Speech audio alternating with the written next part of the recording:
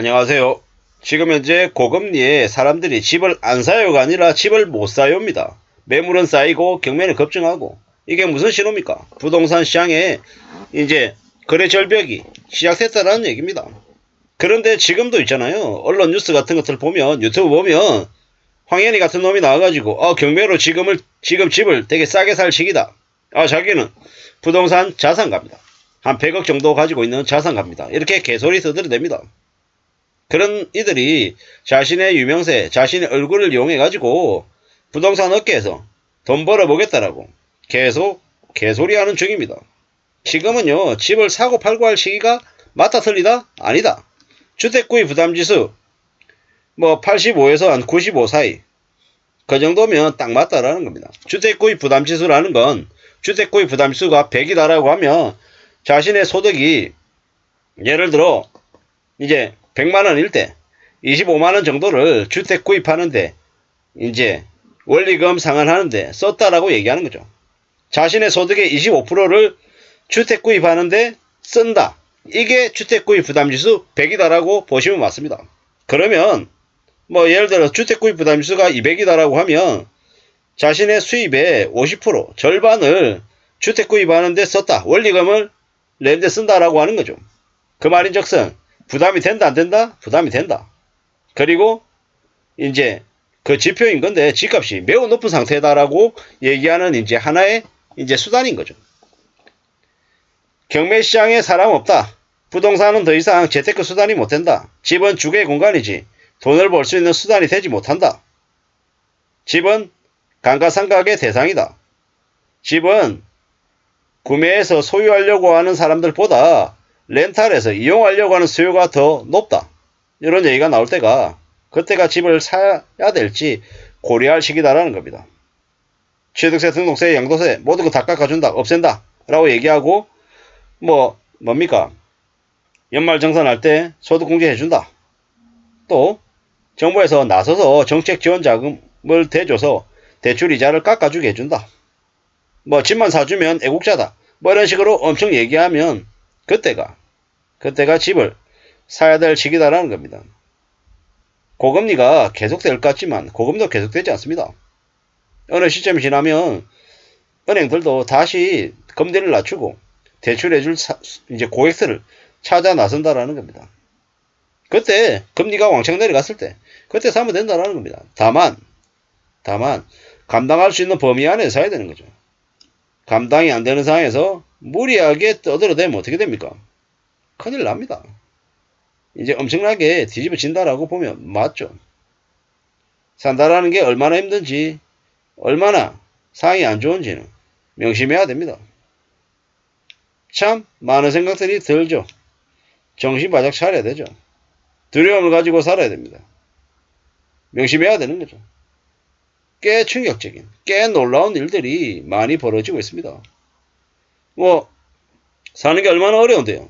집을 사고 파는 게 보통 사람들에게는 평생에 몇 번 안 되는 아주 큰 결정입니다.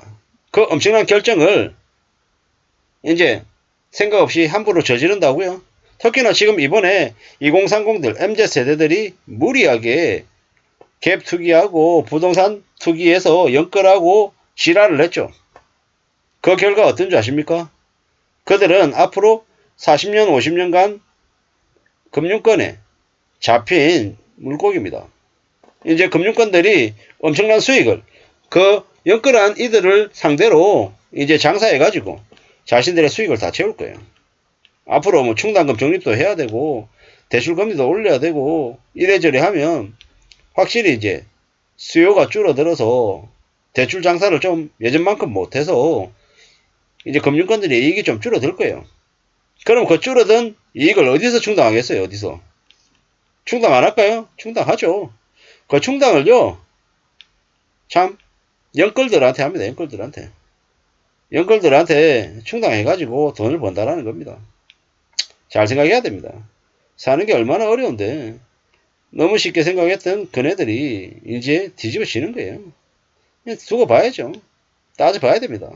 앞으로 어떤 일이 벌어지는지 계속 봐야죠. 지켜보면 압니다. 사는 게 얼마나 쉽지 않다라는 걸요. 정신 바짝 차리고 살아야죠.